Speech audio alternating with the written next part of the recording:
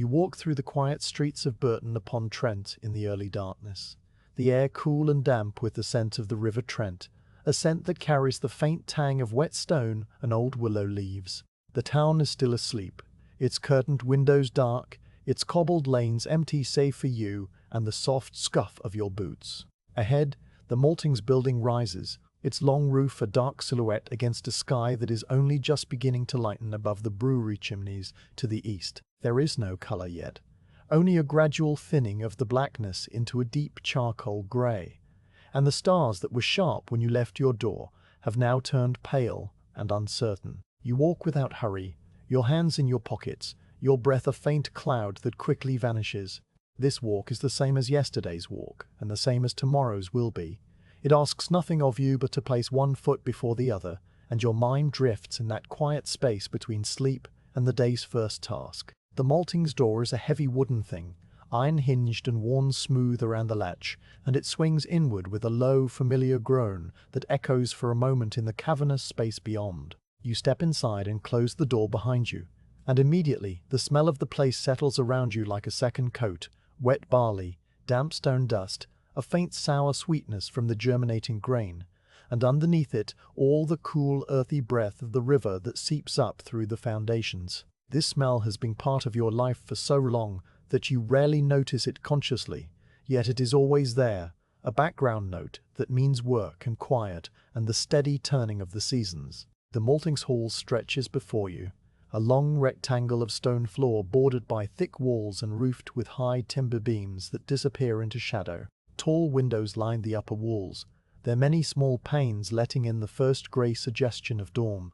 and the light that comes through them is soft and dusty, too weak yet to cast any shadow. The floor itself is a single vast slab of smooth stone, worn by decades of boots and barley, and upon it lie the long beds of germinating grain, pale golden-brown carpets that spread in neat rectangles from wall to wall. The air is still, heavy with moisture and the quiet breathing of the barley, and the only sound is the distant, barely audible tick of the building's timbers settling, a sound so constant that it has become silence. You walk to the corner by the door where a row of wooden pegs is fixed to the wall, and you unbuttoned your coat and hang it there, the coarse wool familiar under your fingers. Your cap goes on the peg above it, and for a moment you stand in your waistcoat and shirt sleeves, letting the cool air touch your neck and wrists. The stone floor steals the warmth from your boots, but it is a gentle cold, not unpleasant. Beside the pegs, leaning against the wall with its blade resting on the floor, is the wooden shovel. It is a long-handled tool, the handle worn to a smooth polish where countless hands have gripped it, the blade wide and shallow, shaped from a single piece of beech that has darkened with age and barley dust. You pick it up, feeling the familiar weight, the way the handle fits into your palm as if it were made for your hand alone, though you know it has been held by many workers before you and will be held by many after. The wood is cool and dry, with a faint silky texture from years of contact with the grain. You run your thumb along the edge of the blade, a habit, checking for splinters that you know are not there, and then you carry the shovel at your side as you step onto the malting floor to begin the first inspection of the day. You walk slowly along the edge of the nearest bed, your boots making soft scuffing sounds on the stone, and your eyes move over the surface of the barley. The grains are spread in a layer some 4 inches deep, and overnight they have changed, as they always do. The pale shoots, which yesterday were barely visible, have lengthened by a small but definite amount, so that now a fine white fuzz of rootlets and acrospires covers the surface of the bed like a frost. You crouch down, balancing on the balls of your feet, and scoop a small handful of the barley into your palm. The grains are cool on top but warmer underneath, and you can feel the gentle heat of their own slow growth, a metabolic warmth that tells you the germination is proceeding at the correct pace. The shoots are straight and even, the acrospire reaching about half the length of the grain kernel itself, and there is no sign of mold or uneven clumping. You let the barley trickle back onto the bed, brushing the last grains from your palm, and you stand up again, your knees making a slight pop that is the only protest. The temperature of the bed has risen just enough overnight to need turning, not yet to the point of overheating, but moving toward it, and you know that your work today will begin at the nearest corner and move outward in a slow, steady progression. You walk the full perimeter of the first bed, checking the edges where the grain is slightly thinner and tends to dry out more quickly, noting the places where the stones are bare and where a little extra raking will be needed later. The pigeons under the eaves coo softly, a low bubbling sound that drifts down from the roof beams, and a cart passes in the street outside, the clop of the horse's hooves and the rumble of iron wheels and cobblestones rising and then fading into the distance. You pay these sounds no mind. They are as much a part of the morning as the light and the barley. When you have completed your circuit, you return to the corner where you began, the shovel still in your hand, and you position yourself at the very edge of the bed, your feet set a shoulder's width apart on the cool stone. The first turning of the day is about to begin. You slide the blade of the shovel under the layer of barley at a shallow angle, feeling the slight resistance as it cuts through the matted rootlets that have bound the surface lightly together overnight. There is a soft shushing sound, granular and dry, as the blade moves forward and lifts a load of grain. You turn the shovel in a single unhurried arc, tilting the blade so that the barley spills off the edge and falls back onto the stone in a loose, airy ridge. The grains, now reversed, lie with the moister underside facing upward, and a faint warmth rises from them, carrying a deeper, sweetish smell of active growth. You step to the side, the distance of one shovel width, and repeat the motion. Slide, lift, turn, release. Slide, lift, turn, release.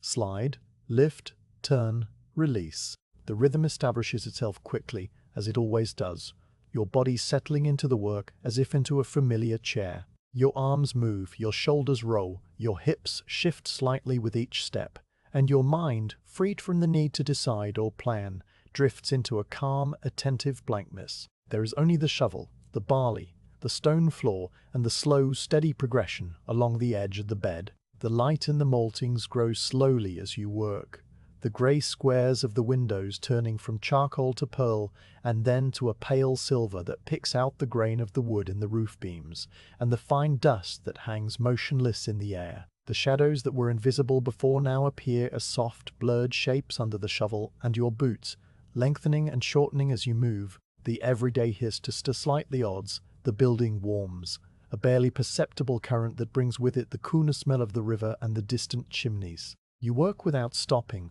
the pile of turned barley growing behind you in a series of low, parallel ridges that run across the bed like the furrows of a miniature field. Each ridge is slightly darker on one side, slightly lighter on the other, capturing the transition from the moist interior of the bed to the drier surface. Your hands stay steady on the handle, the wood now a little warmer from your grip, and you adjust your hold occasionally, shifting your right hand up and your left hand down to maintain the balance of the tool. The motion is so repetitive, so smooth, that you no longer think of it as lifting and turning, but simply as one continuous flow of movement, a cycle that has no real beginning or end. You do not count how many times you lift the shovel or how many steps you take. The work measures itself in other ways. The slow lightening of the sky, the gradual shrinking of the unturned portion of the bed,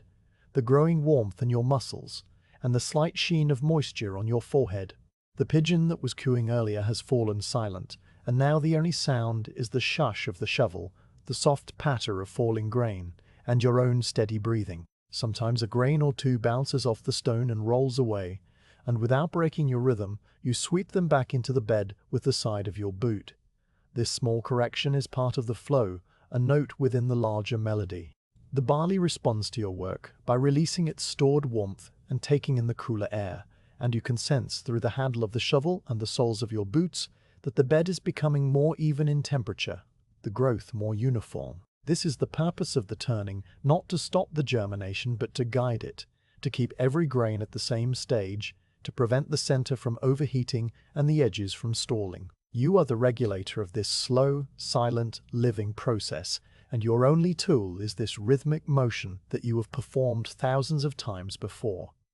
You reach the midpoint of the long edge, and the bed extends ahead of you. Still pale and waiting, you pause for a moment, resting the blade of the shovel on the stone, and you stretch your back, rolling your shoulders in a slow circle. The maltings is silent now except for the faint creak of a timber overhead, and you look at the turned portion of the bed, noting the even spacing of the ridges, the clean line where the turned and unturned barley meet. It is good work, steady and true, You wipe your forehead with your sleeve and take a slow breath, filling your lungs with the moist, grainy air, and then you lift the shovel again and resume the turning. The motion picks up exactly where it left off, the same angle, the same arc, the same soft release. Your mind, which had momentarily surfaced into awareness, sinks back into the quiet rhythm, and you continue along the bed, step by step, shovel by shovel, as the morning light grows stronger and the town outside begins its own slow stirring into life. The barley that you turn now is slightly different from the barley at the corner. Here, in the middle of the bed, the grains are plumper and the shoots are longer, and the shovel meets a little more resistance as it cuts through the denser mat of rootlets. You adjust your angle minutely, sliding the blade a fraction lower, and the work continues without any need for conscious thought. The handle, worn and smooth, rests in your hands like an old friend, and the sound of the turning fills the maltings with a steady, whispering hush that is the only music this place has ever needed. You look up once at the high windows, where the sky has turned a pale, washed blue, and you see a single bird cross the frame of one pane, a swift black silhouette that is gone before you can identify it. Then your gaze returns to the barley, and the shovel continues its arc, and the morning stretches on in a long, uninterrupted ribbon of quiet labor, asking nothing of you but this steady, peaceful, and eternal turning. The morning light that had been only a promise when you began your first turning at the corner has now grown into a full, grey, watery presence that fills the maltings from end to end, and it is in this thin, silvery glow that you begin the turning of the first long bed in its entirety. The bed stretches before you in a rectangle some 30 paces from the near wall to the far, its surface a pale golden-brown sea of germinating barley that looks, from a few steps back, as smooth as felt, though you know every inch of it is alive with tiny white shoots and thread-like rootlets weaving the grains together into a loose, breathing mat. You position yourself at the short edge of the bed, closest to the door, the same corner where you worked earlier, but now you turn your body to face the length of the bed, your left shoulder toward the stone wall, and your right shoulder toward the central aisle that runs down the middle of the maltings. The handle of the wooden shovel rests in your hands, the grain of the wood faintly ridged against your palms, and you take one deep breath of the damp grain-scented air before you step forward and begin. The shovel blade slides under the edge of the barley with a soft, granular crunch, cutting through the thin crust of matted rootlets that overnight have knitted the surface together, and you lift the first load of grain with an easy, practiced motion that comes from the shoulders and the back, rather than from the arms alone. The barley rises on the blade in a shallow mound, pale grain studded with tiny white points, and as you turn the shovel through its arc, the load shifts and begins to slide, until with a gentle flick of your wrists you release it, so that the grains fall back onto the stone in a loose, irregular ridge. The sound they make is a soft pattering hiss, like a very small fall of rain, and immediately a faint warmth rises from the newly exposed surface, carrying a sweetish, almost bready scent that tells you the germination is proceeding exactly as it should. You move your right foot half a step to the side, your left foot following, and you repeat the motion, the shovel dipping, lifting, turning and releasing with the same unhurried rhythm, and now you have entered the steady current of work that will carry you through the entire length of the bed without your having to think about it at all. The progress along the bed is measured not in steps or shovelfuls, but in the slow transformation of the grain beneath your blade, the flat, unbroken carpet giving way to a series of low, parallel ridges that lie behind you like the wave marks left on a beach by a receding tide. Each ridge is perhaps 4 inches high, its crest slightly darker than its trough because the moister, warmer grain from the underside of the bed is now lying on top, and the drier, cooler grain that was on the surface is now buried underneath. This simple inversion is the entire purpose of the turning, and you have done it so many thousands of times that your hands and eyes register the quality of the work without any need for conscious judgment. You can feel through the handle whether the shovel is biting too deep and scraping the stone, and you can see from the color and texture of the falling grain whether the moisture content is even across the bed. Today the barley is in good condition, not too wet and not too dry, and it parts easily before the blade, the rootlets giving way with a soft tearing sound that is barely audible over the larger shush of the falling grain and the steady scuff of your boots on the stone. As you work your way along the first third of the bed, the light from the tall windows continues to strengthen, The grain is thinning into a clear, pale silver that picks out the dust motes drifting in the still air and lays a faint sheen on the worn surface of the stone floor. The windows themselves are high and narrow, divided into many small panes by thick wooden mullions, and through them you can see nothing but the pale morning sky and, very occasionally, the blurred shape of a gull passing on its way from the river to the meadows. The shadows in the maltings are soft and indistinct, never truly black, but only degrees of grey, and they shift almost imperceptibly as the sun climbs somewhere behind the clouds, changing the angle of the light that falls on the barley and on your moving hands. You do not watch the windows or the shadows consciously. They are simply the atmosphere of the morning, the quiet backdrop to the rhythmic work of your arms and shoulders, and the slow, steady advance of your boots along the stone edge. The physical sensations of the turning settle into a comfortable, almost lulling pattern. The handle of the shovel, warmed now by your grip, slides smoothly through your hands as you adjust your hold for each new angle of the blade.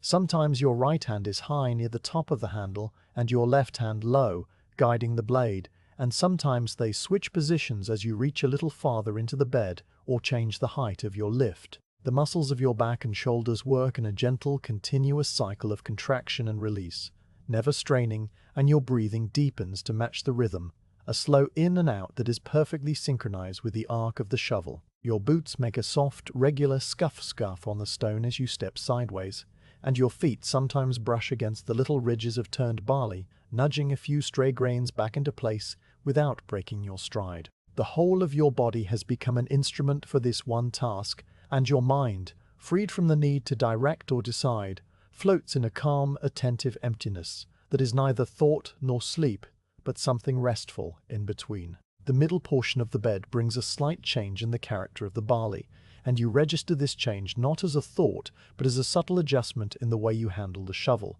Here, in the center of the long rectangle, the layer of grain is fractionally thicker and the rootlets are more developed, so that the shovel must cut through a denser mat and the load feels heavier on the blade. You compensate by dipping the blade a little lower and lifting with a fractionally slower motion, allowing the weight of the grain to do some of the work as it slides off the polished wood. The ridges you leave behind are slightly higher here, and the moist heat that rises from them is a little more pronounced, carrying that warm, biscuity smell that you associate with the peak of germination. You note all of this without breaking your rhythm, your body making the small corrections on its own while your eyes continue to rest on the barley in that soft, unfocused way that sees everything and nothing at once. A pigeon under the eaves coos twice, 3 times, and then falls silent, and the only sound is the whisper of the turning. Beyond the halfway point, the bed begins to narrow slightly as it approaches the far wall, because the malthouse itself is not perfectly rectangular, but tapers by a few inches over its length, a detail you have known for years and no longer notice. The light near the far wall is dimmer, the windows on this side being smaller and set higher, and the air here is a little cooler and stiller, so that the dust raised by your work hangs in lazy spirals that take a long time to settle. The barley near the wall is the same age as the rest of the bed, but it is dried out slightly because the stone wall draws a little moisture, and as you turn the last few feet, you make yet another small adjustment, sliding the shovel at a slightly steeper angle to keep from scraping the stone while still capturing all the grain. The sound changes too. The shush of the falling barley is sharper here, less soft, because the grains are a fraction drier and do not cling together quite so much. You turn these last rows with the same calm, steady pace, your mind already sensing the approaching end of the length, without any sense of hurry or impatience. At last the blade of the shovel meets the bare stone of the far wall, a gentle tap that echoes faintly in the silence, and you stand still for a moment, the shovel resting upright in your hands, its blade on the floor. The long bed now lies entirely transformed. What was a flat, unbroken carpet of germinating barley is now a series of perhaps 100 low ridges running parallel to the long wall, each one evenly spaced and neatly turned, their pale crests catching the dim light from the windows. The moist warmth that rises from the whole length of the bed fills the air with that sweet, living smell, and the stone floor around the bed, where you have walked and scattered a few grains, is powdered with a fine floury dust that holds the prints of your boots in a clear record of your slow sideways journey. You look back along the bed toward the door, and the perspective of the parallel ridges receding into the distance gives the whole maltings a sense of quiet order, of work patiently and carefully done. You stand like this for a minute, maybe two, letting your breathing settle and your shoulders loosen. The handle of the shovel, still warm from your hands, feels like an extension of your own arms, and you are reluctant to put it down, but you know there is more work to do, and that this is only the first full turning of the day. The other long bed waits across the central aisle. It's barley at a slightly earlier stage of germination, and you'll turn that one next, after a short pause and a drink of water. But for now, you simply stand at the far wall, looking at the ridges you have made, and you feel a quiet, wordless satisfaction that is as calm and uneventful as the work itself. The morning light continues to grow stronger, and the dust motes continue their slow dance in the air, and the pigeons have begun cooing again, and everything is exactly as it should be. You walk back along the edge of the turned bed, your boots following the same path they made on the outward journey, but now in reverse, and as you go you trail the fingers of one hand lightly over the top of the nearest ridge, feeling the cool, dry surface of the uppermost grains and the faint residual warmth below. The barley tickles your palm, a dry, feathery sensation, and a few grains cling to your skin for a moment before falling back. You reach the door end of the bed and pause, turning to look once more at the length of turned grain, and you see that the ridges have already begun to settle slightly, the grains shifting under their own weight to fill the tiny gaps between them. The whole bed breathing and slowly growing toward the moment when it will be ready for the kiln. Then you cross the central aisle to the second bed, where the barley waits with shorter shoots and plumper grains, and you position yourself at its nearest corner, the shovel once more in your hands, ready to begin the same slow journey all over again. The turning of the first bed ends at the point where the stone floor widens into the central aisle, a narrow corridor of bare grey stone that separates the two long rectangles of germinating barley, and it is here, at this natural boundary, that the work pauses. You straighten your back and let the shovel blade rest on the floor, the handle tilted against your shoulder for a moment, and you stand still, feeling the quiet weight of the maltings settle around you. The air is cool and damp, still carrying the sweetish, bready scent of the turned grain, and the light from the high windows has reached its full mid-morning strength, a pale silver wash that makes the dust motes visible as they drift in slow, lazy spirals. You walk the few steps to the aisle wall, where a narrow stone ledge runs at hip height, and you lean the wooden shovel against it, the handle fitting into a worn hollow in the stone that it has occupied thousands of times before. The blade rests on the floor, the polished wood gleaming dully, and you step back and look at the bed you have just finished, a long expanse of gently ridged barley that stretches from the door end to the far wall, its surface now a map of your morning's labor. Your eyes move slowly over the turned grain, following the parallel ridges as they recede into the dimmer light of the far end,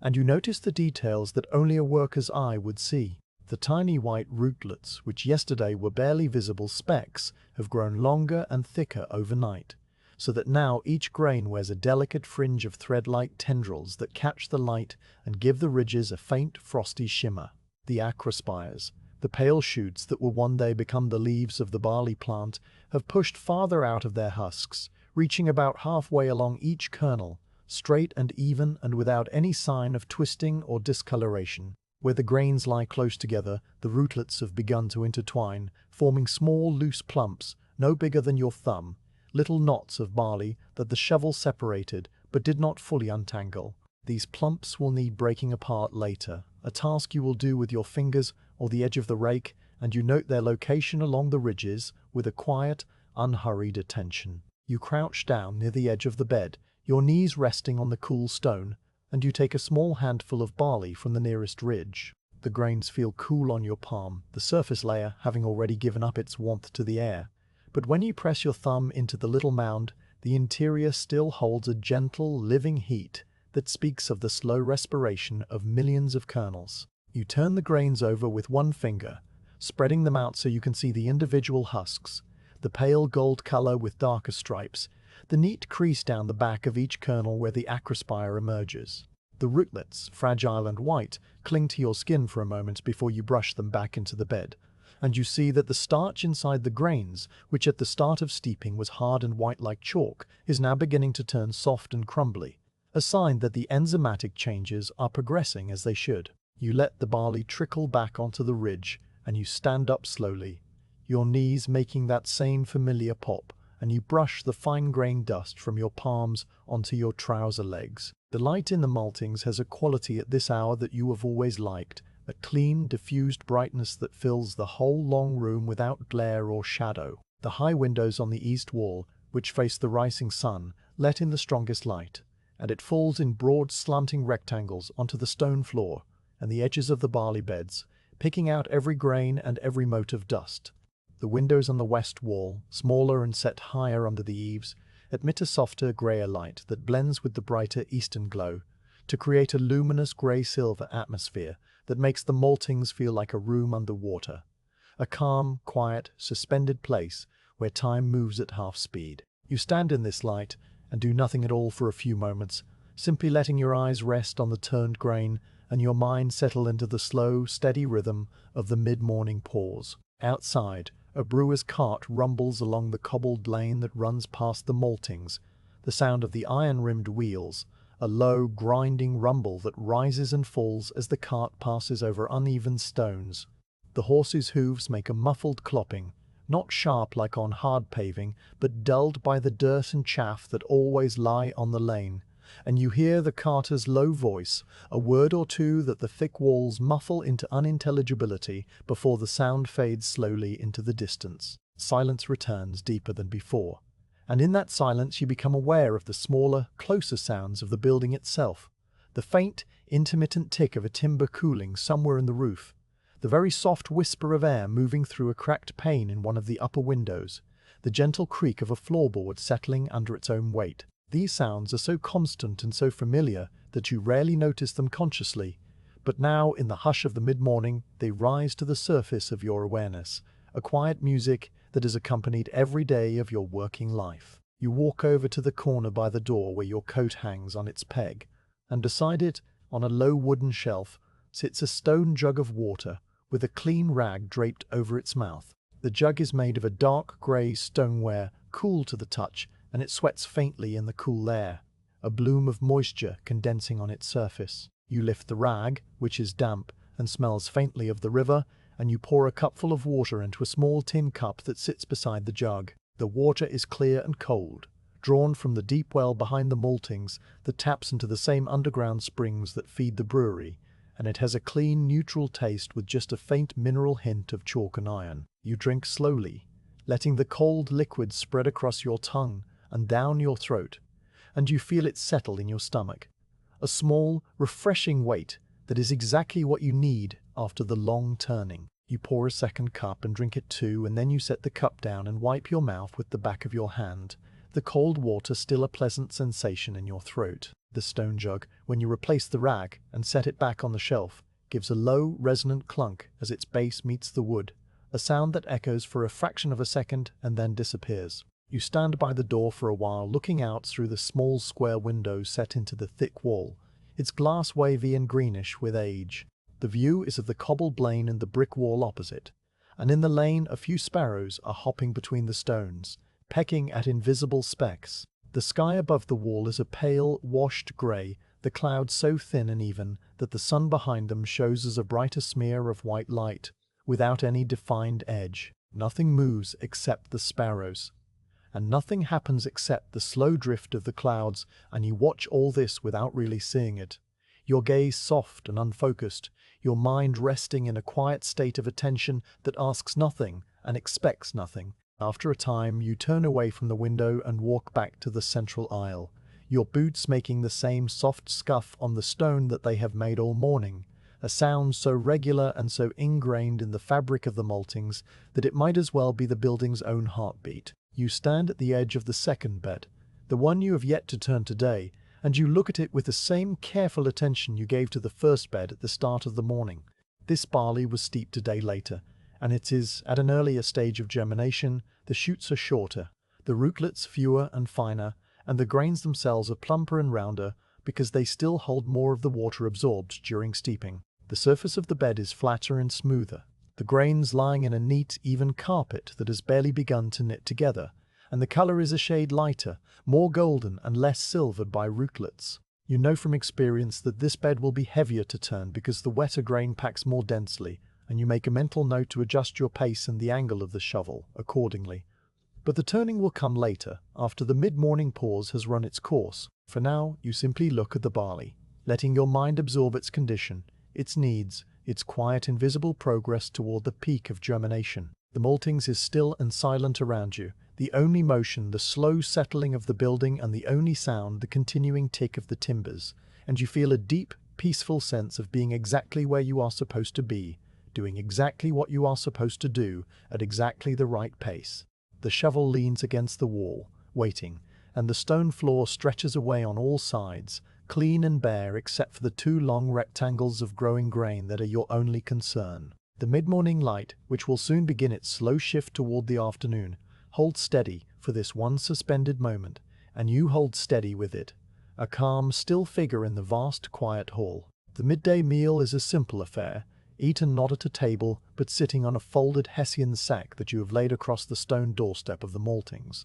your back against the doorframe and your legs stretched out into the pale afternoon light. The sack is coarse against your trousers, smelling faintly of old barley dust and dry jute, and it makes a comfortable enough seat for the 15 minutes or so that the meal requires. You unwrap a cloth bundle that you brought from home, revealing thick slices of bread spread with a thin layer of salted butter, a wedge of hard yellow cheese, and a small withered apple that has kept well through the winter. You eat slowly, as you do everything else, chewing the bread and cheese into a soft paste while you look out at the cobbled lane, which is empty now in the midday lull. The sparrows have gone, and the brewery carts are all at rest, and the only movement is a single line of smoke rising from the chimney of the cooperage down the lane, a pale grey column that leans slightly in a breeze too faint to feel. The bread tastes of wheat and salt, the cheese is sharp and crumbly, and the apple, though wrinkled,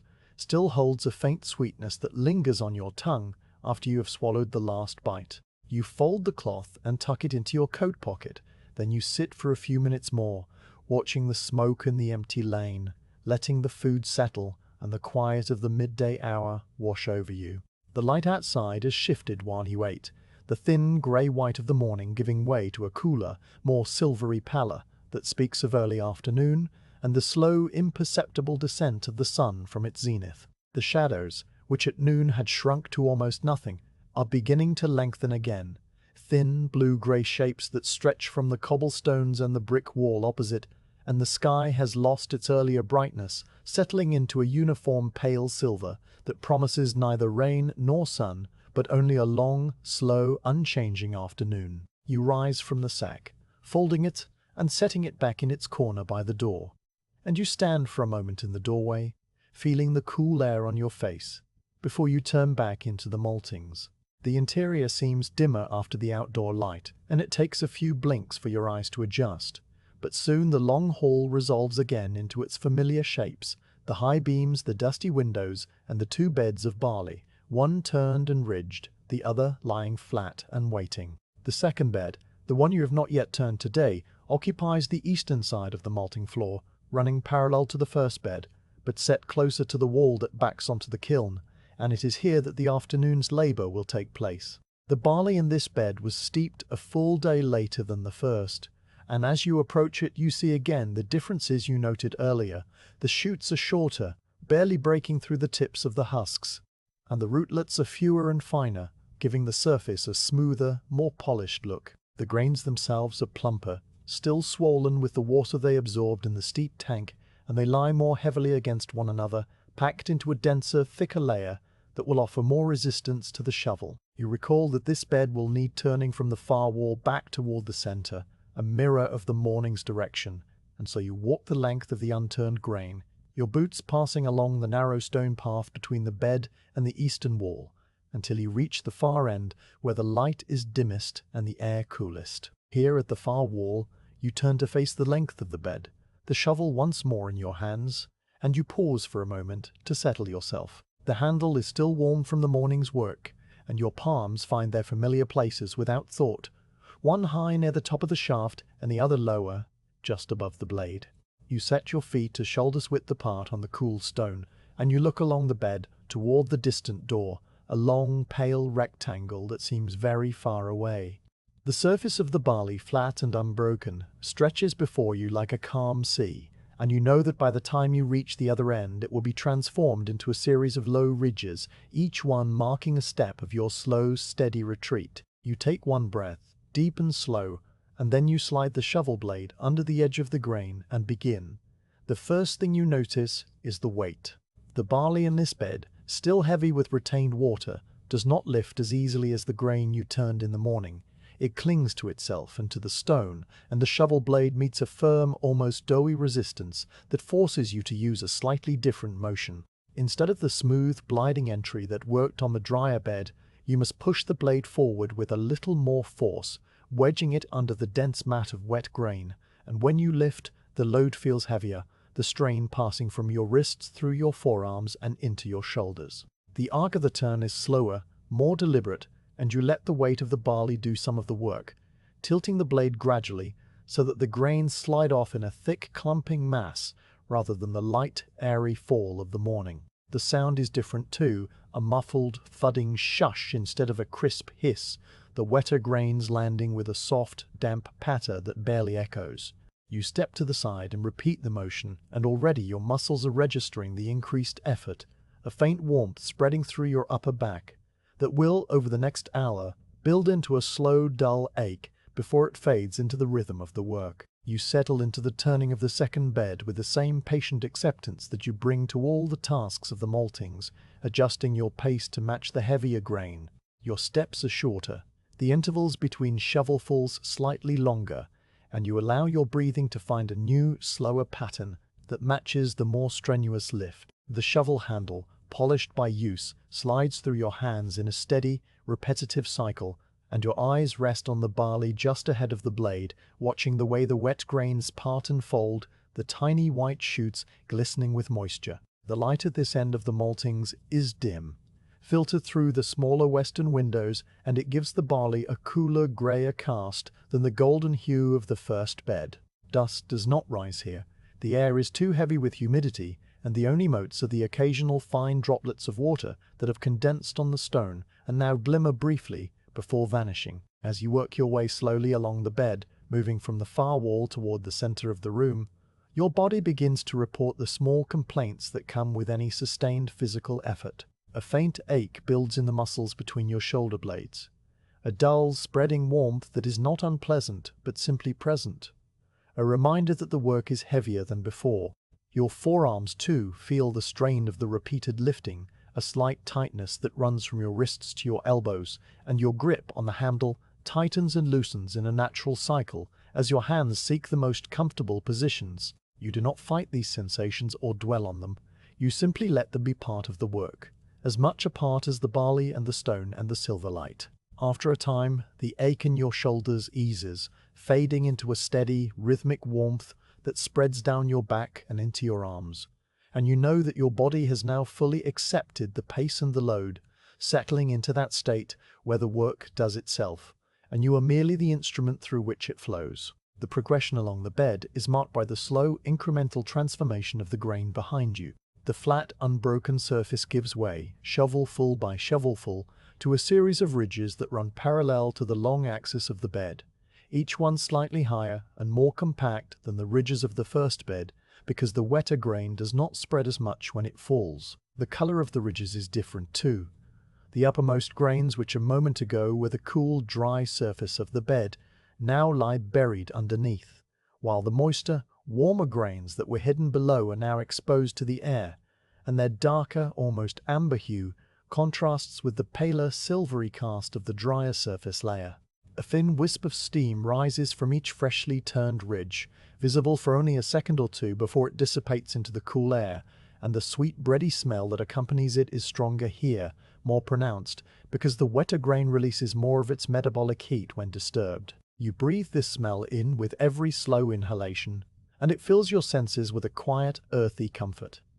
The echoes in the maltings change as you move away from the far wall and into the more open space near the center of the room. At the start of the turning, the sounds of the shovel and the falling grain were contained and muted by the proximity of the stone wall, the echoes short and flat. But as you advance into the middle of the floor, the sounds open out, the shush of the falling grain reverberating more fully in the high timbered space, the scrape of the shovel on the stone carrying a crisper, clearer note. You can hear, too, the faint return of the pigeons under the eaves, their cooing having recommenced after the midday quiet, and the distant, almost inaudible rumble of a cart on a street far enough away that only the lowest frequencies reach you. These sounds layer over one another in a slow, shifting acoustic that fills the maltings without ever disturbing its essential silence. A quiet tapestry of small noises that rises and falls as the afternoon wears on. You reach the halfway point of the bed, the place where the light from the eastern and western windows meets in a soft, blended glow, and you pause for a moment, standing the shovel upright and resting your hands on the top of the handle. Your breathing is steady, a little deeper than usual, and the warmth in your shoulders and back has settled into a pleasant, tired hum. You look behind you at the turned portion of the bed, the parallel ridges stretching back to the far wall in neat, even rows, a record of the slow, deliberate work of the past hour. The ridges are slightly darker than those of the first bed, their crests more rounded, and you can see the places where the rootlets have clumped together, forming small knots that will need attention later. You look ahead at the unturned portion, still flat and smooth, its surface seeming to wait patiently for the touch of the blade. The distance to the central aisle is now the same as the distance you have already covered, and you know that the second half of the turning will be a mirror of the first. The same motion repeated the same number of times, the same slow, heavy lift and release, the same quiet, steady rhythm carrying you forward until the job is done. You lift the shovel again and resume the turning, the blade sliding under the wet barley with that familiar, doughy resistance, the load lifting and turning and falling in one continuous motion that blends into the next and the next. The ache in your shoulders has now faded entirely, replaced by a deep, slow warmth that feels almost like the heat of the barley itself. And your mind has reached that calm, empty state where time ceases to be measured in minutes and becomes instead a smooth, unbroken flow of sensation and movement. The light from the windows, which had been bright silver when you began, has softened further, taking on a faintly bluish tinge that signals the slow approach of late afternoon. The shadows, which were short when you started, have stretched across the floor, reaching toward the central aisle with long grey fingers. You do not look up at the windows or the shadows. You simply continue the turning, ridge after ridge, your pace unchanged, your attention wholly absorbed by the barley and the shovel and the stone. The last section of the bed, the portion nearest the central aisle, brings a slight change in the character of the grain. Here, where the bed meets the open floor, the barley has dried out a little more than the center, exposed as it is to the slight air currents that move through the building, and the shovel meets less resistance, the blade sliding under the grain with a cleaner, crisper entry. The loads are lighter, the arc of the turn quicker, and the sound of the falling barley returns to that sharper, hissing patter that you remember from the morning. This change in texture tells you that the turning is nearly complete, and you allow your pace to quicken slightly, not from hurry, but from the natural response of your body to the easier work. The last shovel lifts, the last load of barley turns and falls, and the blade of the shovel taps gently against the bare stone of the central aisle, a soft, hollow sound that echoes once and then is gone. You stand still, the shovel resting in your hands, and you look at the second bed, now fully turned from end to end. The ridges stretch away toward the far wall in neat, dark rows, their surfaces steaming faintly in the cool air, and the whole bed seems to breathe, releasing its stored heat in a slow, invisible exhalation. The temperature of the grain, which you check by pressing your palm flat against the nearest ridge, has dropped from the warm, almost hot level it held before the turning to a cool, even coolness that matches the temperature of the stone floor. This is the sign of a proper turning, the grain aerated and the excess heat dispersed, the germination now continuing at a steady, controlled pace that will carry the barley safely through the night. You walk the length of the turned bed, your boots following the stone path between the grain and the wall, and you note the evenness of the ridges, the cleanliness of the edges, the small clumps that you will address later with the rake. Everything is as it should be, and the afternoon turning, the heavier, slower labor of the second bed, is done. The main turnings of the day are finished, the two long beds lying in their neat parallel ridges, the first bed turned in the cool grey of morning and the second in the heavier, slower afternoon. And now the maltings enters that quieter, later phase of the day, when the large tasks give way to the small, meticulous ones that are just as necessary. You lean the wooden shovel against the wall in its accustomed place, the blade resting on the stone, and you take up the tools for the edge work. A flat wooden rake with a head as wide as your shoulders, and a broom made of birch twigs bound tightly with wire, its handle worn to a dark polish by the same hands that hold it now. The rake leans against the wall beside the shovel, its tines smooth and rounded, and you lift it, feeling its lighter, springier heft compared to the solid weight of the shovel. The broom props in the corner. You take in your other hand, the bristles rustling softly as they brush against your trouser leg, and you walk back toward the first bed to begin the slow, careful labor of the edges. The edges of a malting bed are where the grain meets the bare stone, a narrow margin no wider than your hand, and it is here that the barley behaves differently from the main body of the bed. Near the walls, the stone draws a little moisture, and the air, moving in imperceptible currents along the base of the masonry, dries the outermost grains faster than those in the center, so that now, at this late hour of the afternoon, the edges of both beds are a shade paler and a degree cooler than the rest. As you walk slowly along the perimeter, your eyes follow the line where the barley ends and the stone begins, and you see the places where the grains have scattered, kicked outward by your passing boots or blown by some faint draught from the door, and you note the small gaps and unevennesses that have appeared since the morning turning. The work of the edges is to gather these errant grains,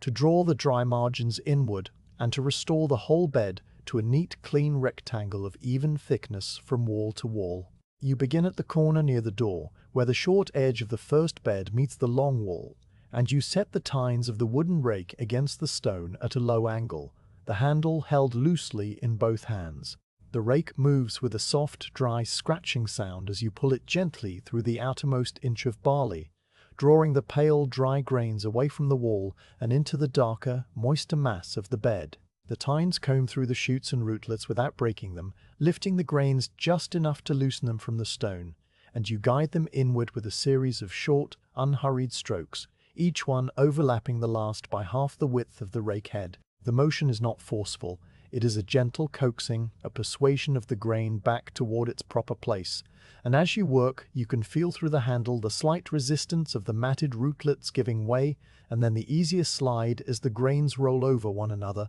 onto the main bed. The sound is a low, continuous rustle, like a very small wind through dry leaves, and it blends with the distant cooing of the pigeons and the creak of the roof timbers to create a calm, rustling quiet that fills the maltings. After you have raked a few feet of the edge, you pause and set the rake aside, taking up the broom in its place. The birch twigs are stiff but springy, and they make a soft whisking sound as you sweep them over the exposed stone where the barley has been drawn inward. The dust that has settled on the floor over the course of the day rises in a fine, pale cloud, smelling of dry grain and powdered stone, and you sweep it carefully into a low pile at the corner, the bristles collecting the stray husks and broken rootlets and the tiny fragments of chaff that have accumulated. The motion of the broom is a series of short, sweeping arcs, each one moving the dust a little farther toward the pile, and you work with the same patient, repetitive rhythm that you bring to the shovel,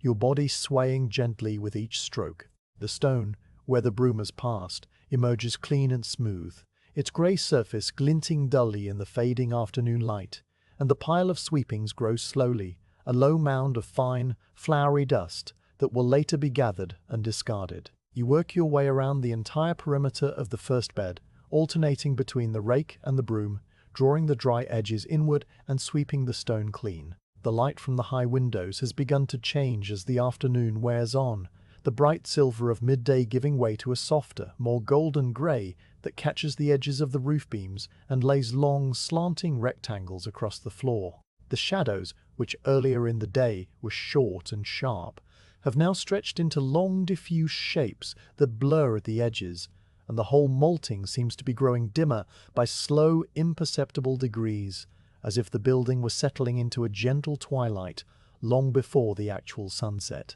You do not hurry, there is no need to hurry, and the work of the edges is not something that can be rushed anyway, requiring as it does a steady, attentive pace and an eye for the small details of grain and stone. At the far end of the first bed, where the light is dimmest, the edgework takes on a slightly different character. Here, the barley has dried not only along the wall but also across the whole width of the bed's end, the short edge being exposed to a faint draught that comes under the far door, a door that is rarely opened but never perfectly sealed. You use the rake more extensively here, drawing the paler grains inward in the series of longer, slower strokes that reach farther into the bed, mixing the dry barley with the moister grain from the interior so that the whole end section achieves a more uniform moisture and temperature. The rake tines gather the grains and rootlets in small, loose bundles, and you lift the rake occasionally to tap it gently against the stone, freeing any barley that has stuck between the tines. The tapping makes a soft, hollow clack,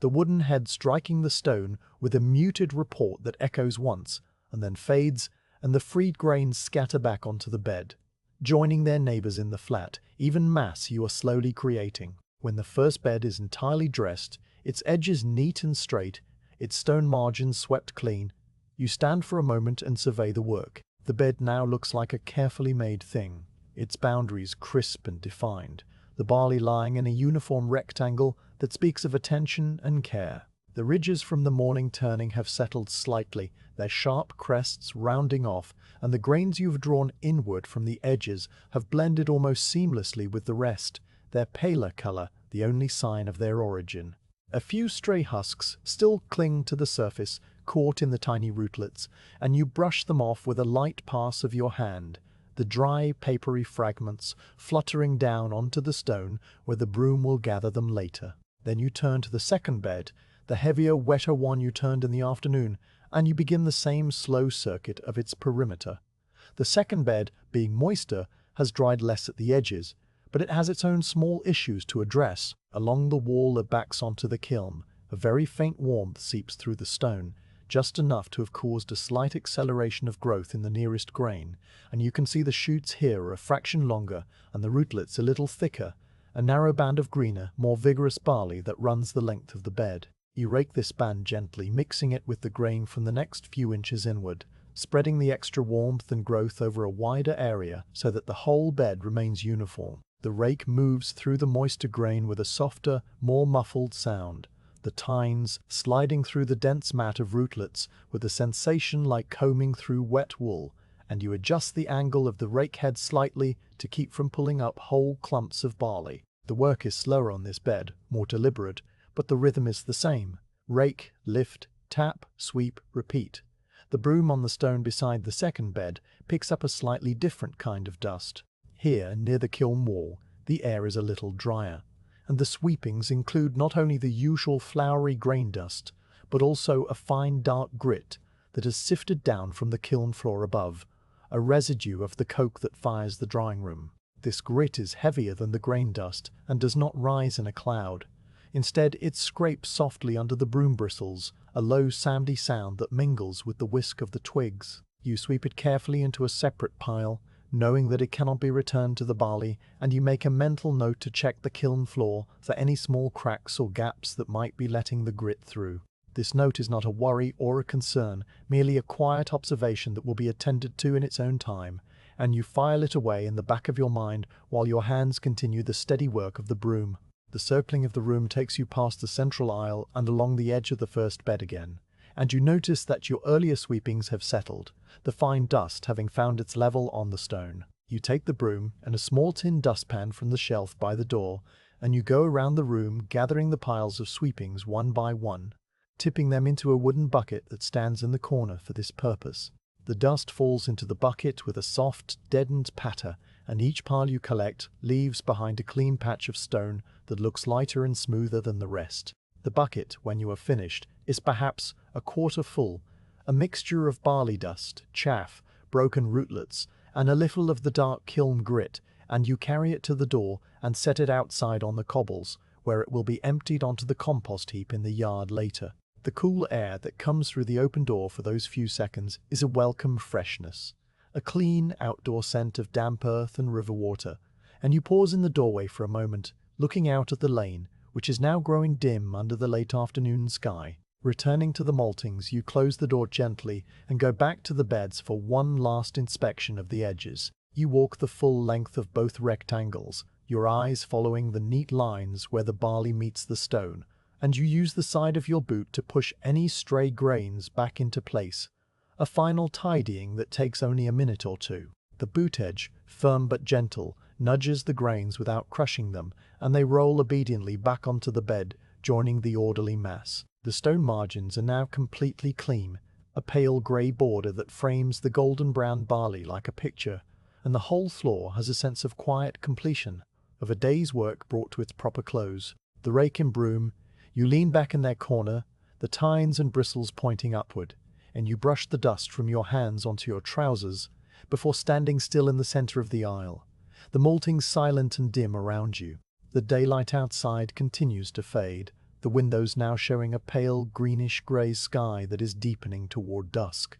And inside the maltings the shadows have merged into a general dimness that softens every edge and blurs every corner. The air, which was cool all day, has grown slightly cooler, and the smell of the barley, which at midday was sweet and warm, has settled into a milder, earthier scent, like damp grain and clean stone and the faintest hint of the river. You stand in this quiet, dimming space, listening to the building's small, nocturnal sounds, the tick of a rafter, the rustle of a bird settling in the eaves, the very distant, almost inaudible rush of the river beyond the brewery walls. The day's work is truly done, the beds turned and raked and swept, the edges neat, the tools put away, and there is nothing left to do but close the maltings for the night and leave the barley to its slow, invisible growth in the darkness. The maltings at the close of day settles into a stillness that is different from the stillness of the morning or the stillness of the afternoon, a deeper, more complete quiet that seems to rise from the stone floor itself as the light fades and the air cools.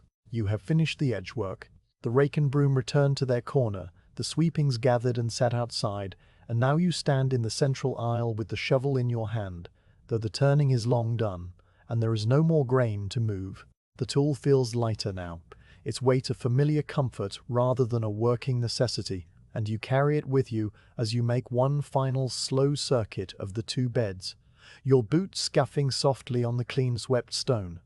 your eyes moving over the darkening ridges of barley with the calm, habitual attention of a worker saying good-night to his charge. The first bed, the one you turned in the grey of morning, has settled deeply into itself over the course of the day. The ridges, which at noon stood sharp and distinct, have now rounded and softened, the grains shifting under their own weight and the slow pull of gravity to fill the small gaps between them, and the whole bed has the look of a thing that has breathed and rested and found its proper shape. You stop at the midpoint of the long edge and reach down, pressing your palm flat against the surface of the nearest ridge, and you feel the temperature of the barley, which is cool on top and faintly warm just below, a gentle, living heat that is exactly right for this stage of germination. The shoots, barely visible in the dim light, have grown another fraction of a millimeter since you last looked at them, and the rootlets have continued their slow, silent weaving, binding the grains together in a loose, airy net that holds the bed in place without stifling it. You lift your hand and a few grains cling to your skin for a moment before dropping back, and you brush the faint dust from your palm onto your trouser leg, a small automatic gesture that you have made 1,000 times. The second bed, heavier and moister, has also settled, though its ridges are still slightly more pronounced, the wetter grain holding its shape more stubbornly against the pull of gravity. You walk along its length, your shadow a faint, shapeless blur on the stone beside you, and you check the temperature with the same palm press, finding it a degree or two warmer than the first bed, but still within the correct range. The faint warmth that seeps through the kiln wall has not increased, and the grain you raked inward from the edge has blended well with the rest, its color and moisture now indistinguishable from the main body of the bed. You nod once, a small private gesture of satisfaction, and then you turn away from the beds and walk toward the low archway that leads to the kiln. The archway is a narrow opening in the thick stone wall that separates the malting floor from the kiln house, and as you pass through it, the air changes immediately, profoundly. The cool, damp, barley-scented atmosphere of the maltings gives way to a dry, still warmth that wraps around you like a blanket,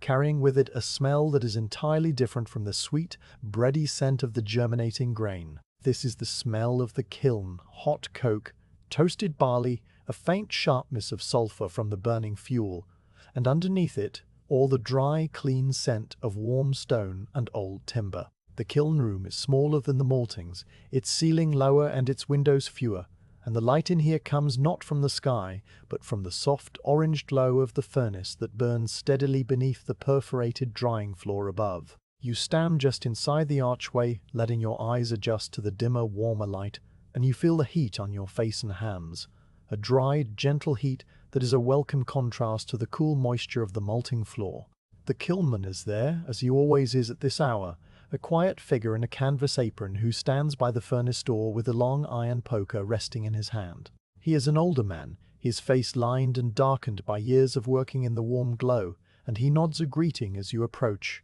a slow, silent inclination of the head that you return in kind. Words are few in the kiln house.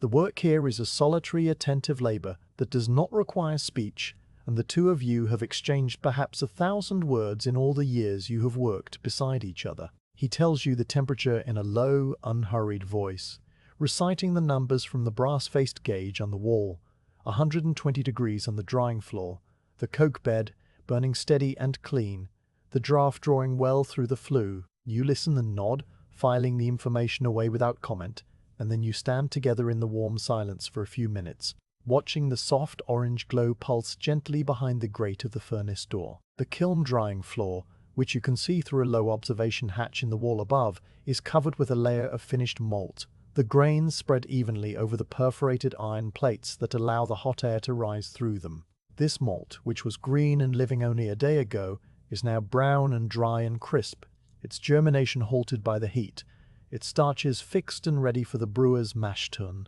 The smell that rises from it is rich and toasty, a deep brown scent like baking bread or roasting nuts, and it mingles with the coke smoke and the warm stone to create a perfume that is the signature of the kiln house, a smell that tells you the malting process is complete and the barley has become what it was always meant to become. You breathe it in slowly, letting it fill your lungs, and you feel a quiet, wordless satisfaction that this batch has dried well and will make good beer. After a time, you leave the kilnman to his silent vigil and walk back through the archway into the maltings, and the transition from warmth to coolness is as sudden and as pleasant as the transition the other way was a few minutes before. The maltings feels cooler now than it did, the contrast with the kiln having sharpened your senses, and you stand for a moment just inside the doorway, letting the cool air settle on your skin and dry the faint sheen of moisture that the kiln's warmth brought to your forehead. The light in the maltings has faded further while you were gone, the windows now showing a deep greenish-grey sky that is almost the color of slate,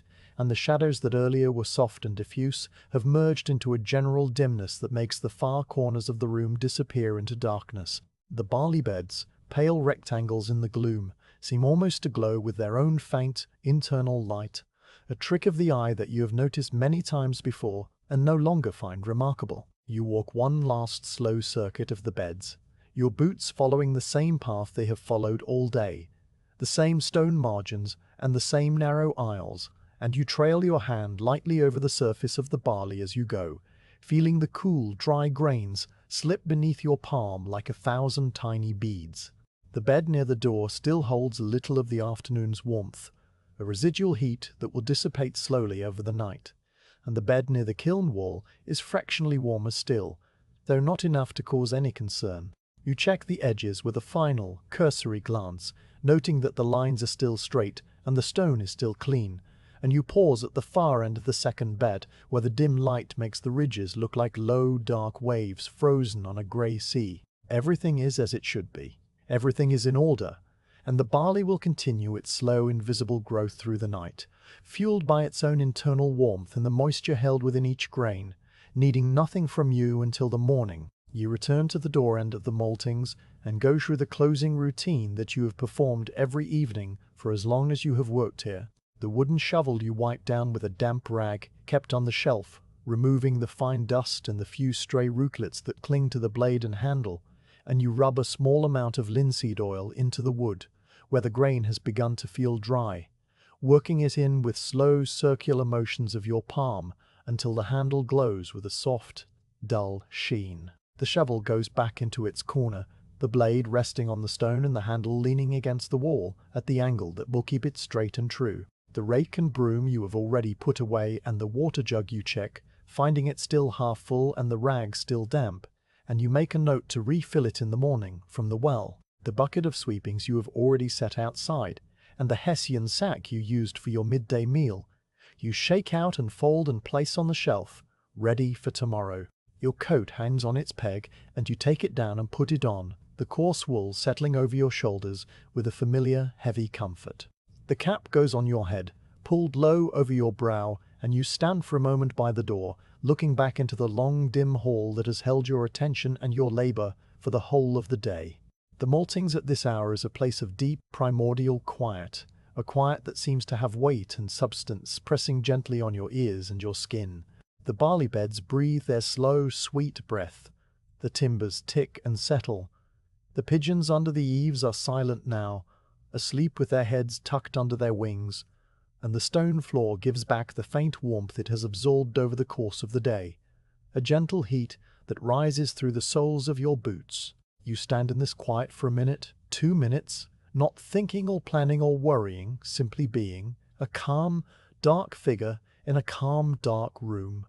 Then you open the door and step outside into the evening. The cobbled lane is empty and grey in the last light of dusk, the sky overhead a deep, clouded blue that is rapidly darkening toward full night. The air smells of the river, cold and clean and faintly muddy, and somewhere in the distance a dog barks once and then falls silent. The brewery chimneys rise against the sky, their brickwork now a deep, featureless black, and the windows of the Courage across the lane are dark, the coopers having finished their own day's work an hour ago. You close the maltings door behind you, the iron latch falling into place with a soft, solid plunk that echoes once and then is swallowed by the still air, and you turn your face toward home. The walk back through the streets of Burton follows the same route it always follows, a path so familiar that your feet carry you along it without any need for direction from your mind. You pass the long brick wall of the brewery, its surface damp and cool, and you hear the faint, distant rush of the river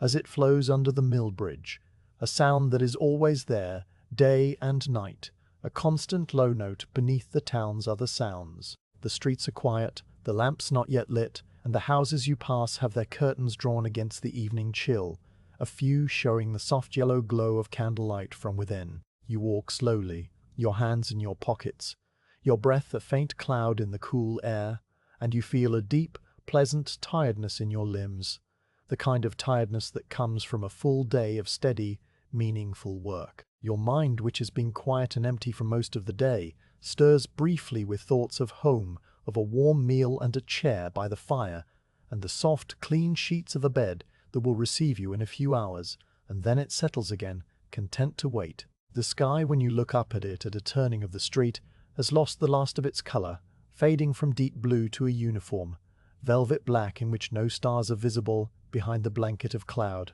The every stillation, no wind, no rain, only the cool, damp stillness of an English evening in early spring, and the town around you is sinking into its own slow, nightly rest, the same rest it has taken every evening for centuries. You turn the last corner and see your own door ahead, a dark rectangle in a brick wall, and you know that inside there is warmth and food and the soft, steady ticking of a clock on a mantelpiece, all the small, ordinary comforts that make a life. You reach the door, your boots making a final, soft scuff on the stone step, and you lift the latch and go inside, closing the door behind you on the quiet street and the dark sky and the maltings, which stands empty and silent in the night, its long stone floor holding the sleeping barley in a cool, still embrace until the morning comes again. The next morning arrives, not with the pale grey light of yesterday, but with the sound of rain, a steady, drumming hush that fills the streets and roofs of Burton upon Trent, long before you open your eyes. You lie in the dark for a few minutes, listening to the rain on the slates above your bed, a soft, insistent patter that has no rhythm and yet never varies, a constant, formless music that has lulled you to sleep on countless nights and now eases you gently into the new day. The room is dimmer than usual, the small window showing only a watery greenish-grey where the dawn should be, and you know before you rise that this will be a day of wet boots and damp clothes, and the particular heavy quiet that comes over the maltings when the rain encloses it. You dress slowly, as you always do, the same clothes in the same order, the coarse shirt and the woolen waistcoat and the heavy trousers, and you eat a simple breakfast of bread and tea, standing by the kitchen window, watching the rain bead and run on the glass. The yard outside is puddled and dark, the cobblestones glistening, and the sky is a uniform soft grey that shows no variation from horizon to horizon, a single, seamless cloud that will not break until evening. When you step out the door, pulling your coat tight and dipping your cap low, the rain is cool on your face. Not a hard rain, but a steady, fine drizzle that soaks into everything, and you set off down the wet streets with your hands deep in your pockets and your shoulders hunched slightly against the damp. The walk to the maltings is the same walk as always, but the rain changes everything it touches. The cobbled lane that was dry and dusty yesterday is now dark with water, the stones gleaming like polished iron, and the gutters run with thin, muddy streams that carry bits of chaff and straw toward the river. The air smells different too, the usual dry scents of dust and grain replaced by the clean, cold smell of rain-washed stone and wet earth, and the river, which you pass over on the narrow bridge, is higher and faster than yesterday, its surface dimpled with countless raindrops, and its voice a low, constant murmur that undercuts the sound of the rain. The brewery chimneys rise ahead of you, their brickwork dark with moisture, and the smoke from the kiln stacks, which on dry days rose in pale columns, now hangs low and flat, beaten down by the weight of the damp air. The malting store is wet to the touch, the wood swollen slightly in its frame, and it groans more loudly than usual as you push it open and step inside. The smell that meets you is the familiar smell of wet barley and stone dust, but today it is overlaid with a new note, a fresh, earthy dampness that comes from the rain finding its way into every crack and crevice of the old building. The high windows, which on clear mornings let in the pale silver of dawn, are now streaked with water and show nothing but a blurred, shifting greyness, and the light inside the maltings is dimmer than you have ever seen it at this hour. A soft, greenish twilight that makes the long hall feel smaller and more enclosed. The barley beds lie pale in the gloom, their surfaces darker than usual where the air's moisture has settled on the uppermost grains, and the whole building seems to be holding its breath, wrapped in the steady, drumming hush of the rain on the roof. You hang your wet coat on its peg, the wool heavy and dark with water, and you wipe your face and hands on a dry rag from the shelf before you take up the wooden shovel. The handle feels different today, the wood having absorbed some of the air's moisture overnight, so that it is not quite as dry and smooth as it was yesterday, but slightly tacky under your palm. A faint, subtle grip that you notice without thinking about it. The blade, too, shows a few tiny beads of condensation along its edge, and you wipe it once with the rag before you step onto the melting floor. The stone is cool and dry underfoot, the rain having not reached this far inside, but the air itself is heavier, thicker, and you can feel the humidity pressing gently on your skin as you walk toward the first bed. The barley this morning has a different look, a sheen of surface moisture that makes the grains glisten faintly in the dim light. And when you crouch to take a handful, you find that the top layer is cooler than usual, the rain-cooled air having drawn away some of the overnight warmth. But when you press your fingers deeper into the bed, the interior is warmer than it was yesterday at the same hour. The heat of germination trapped under the damp surface, unable to dissipate into the saturated air. This is a thing you know well, a small adjustment that the rainy weather demands, and you understand without having to think about it that today the turning will need to be a little more thorough, the ridges a little higher and more loosely piled, to let the excess heat escape and keep the center of the bed from overheating. You stand up, brushing the grains from your palm, and you walk to the corner of the first bed, the shovel ready in your hands. The rain loud on the roof above. The turning begins in the same corner as always, your feet set on the cool stone, your hands finding their familiar places on the handle, and the first shovelful of barley lifts and turns and falls with the same soft pattering sound,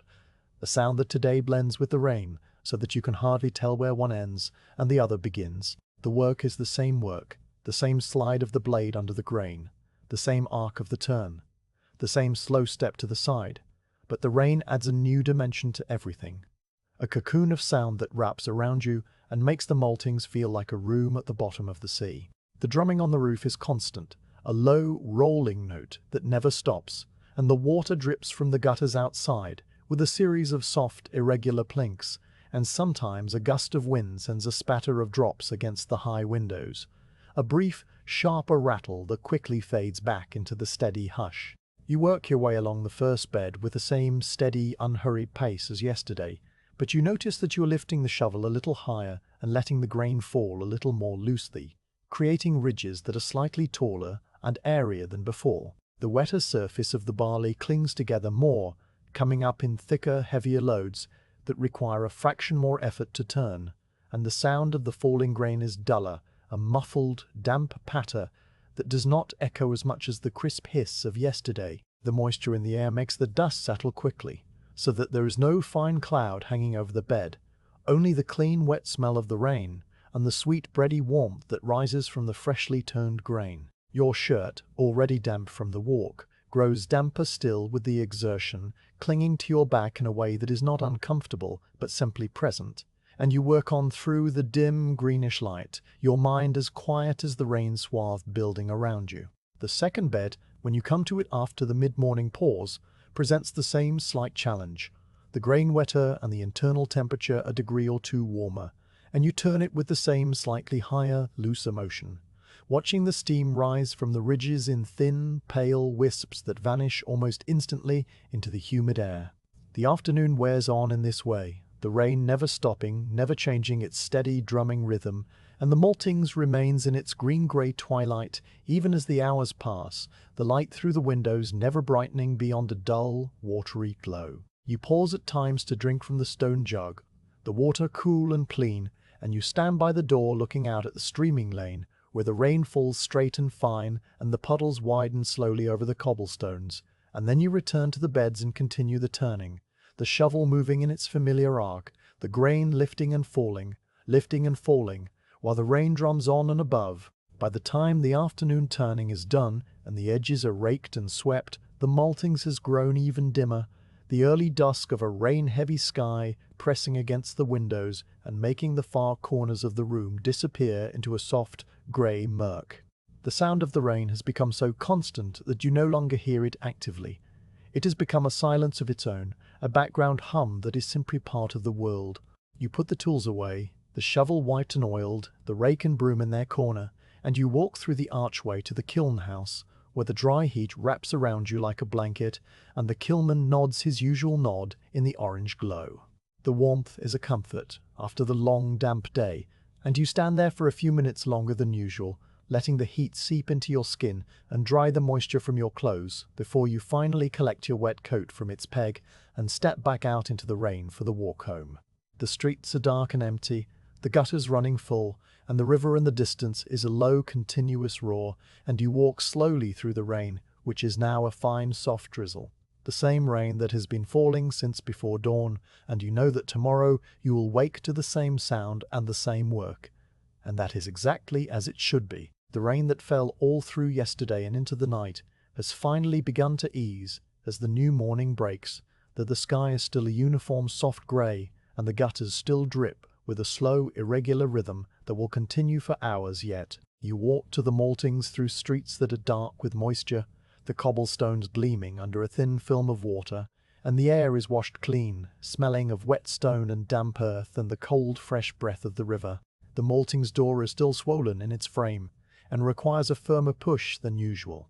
But inside the building is dry, the thick walls and the high roof having kept out the worst of the weather, and the only sign of the rain is the faint fresh dampness that lingers in the air, and the soft distant sound of water dripping from the eaves. You hang your coat, which is damp only at the shoulders this morning, and you take up the wooden shovel from its corner,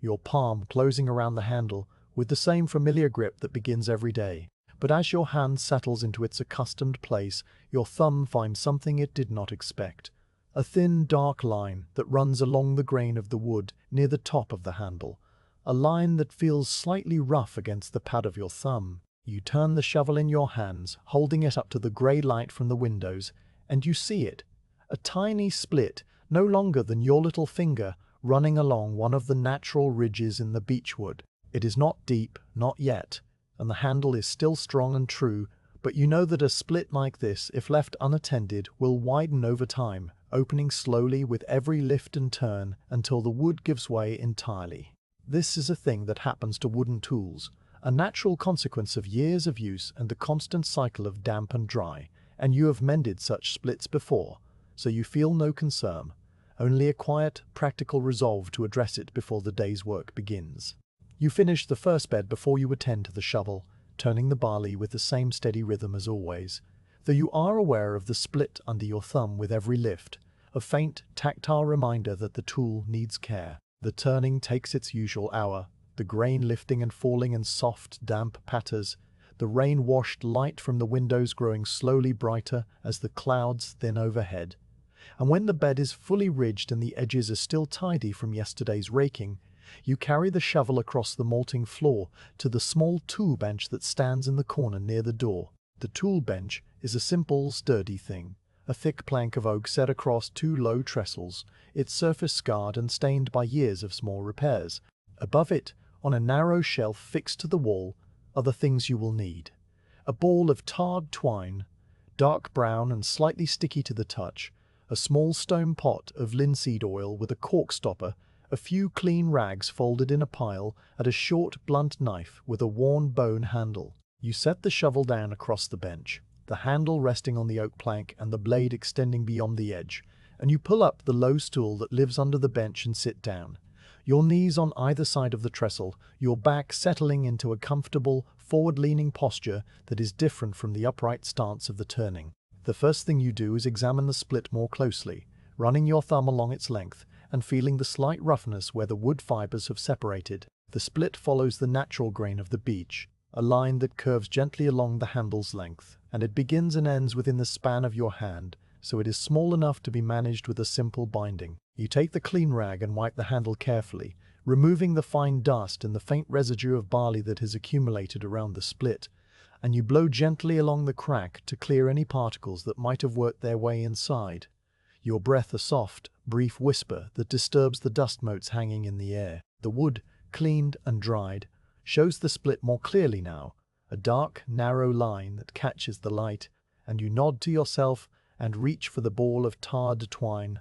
The twine is made of hemp, twisted tight and impregnated with pine tar, and it has a rough, sticky texture that grips the fingers and a dark, resinous smell that is sharp and clean. You unroll a length of it, perhaps 2 feet, and you anchor one end by pressing your thumb against the handle just below the split, holding it firm while you begin to wind. The wrapping is a slow, careful process, one that cannot be hurried, and you settle into it with the same patient attention that you bring to the turning of the barley. You wind the twine around the handle in tight, overlapping coils, each turn lying snug against the one before it, the tarred surface gripping the wood and gripping itself so that the binding will hold fast even when the handle flexes under a load. The twine makes a soft, dry, creaking sound as you pull it taut, and the coils build up slowly, layer by layer, covering the split and extending a little beyond it in both directions, a dark, neat band against the pale, polished wood.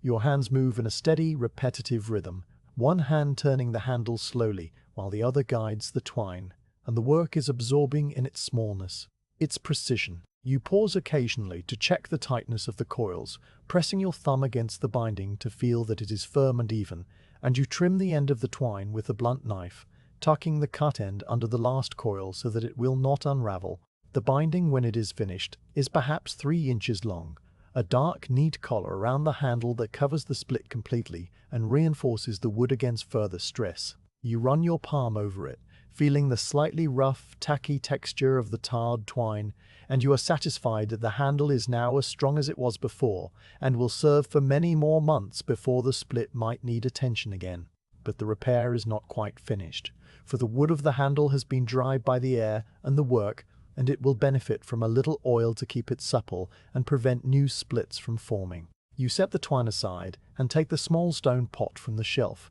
pulling the cork stopper with a soft pop and tilting the pot so that a thin stream of linseed oil pools in your cupped palm. The oil is pale gold and clear, with a mild nutty scent that is gentle and pleasant, and you rub your palms together to spread it evenly before you take the handle in both hands and begin to work the oil into the wood. Your hands move in long, slow strokes, sliding up and down the length of the handle, and the oil sinks into the beech with a soft, almost imperceptible darkening, the wood drinking it in greedily after weeks of dry air and dusty work. You pay particular attention to the area around the binding, working the oil into the wood just above and below the twine.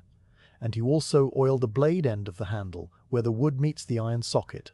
a place that often dries out and loosens. The oil makes your hands slick and smooth, and the handle grows warmer under your touch as the friction of your palms generates a gentle heat, and the whole process is deeply, quietly satisfying in a way that only the care of a good tool can be. When the handle has absorbed all it can take, you wipe away the excess oil with a clean rag, buffing the wood to a soft, dull gleam that glows warmly in the grey light from the windows. The handle now looks cared for, tended, the old polished surface revived, and the new binding sitting neat and dark like a deliberate decoration rather than a repair. You sit on the low stool for a few minutes longer, the shovel resting across your knees, and you look out at the maltings through the soft, dim light of the rainy morning. The barley beds lie in their neat ridges, the grain growing slowly and steadily, and the sound of the dripping eaves outside is a soft, irregular counterpoint to the deeper silence of the building.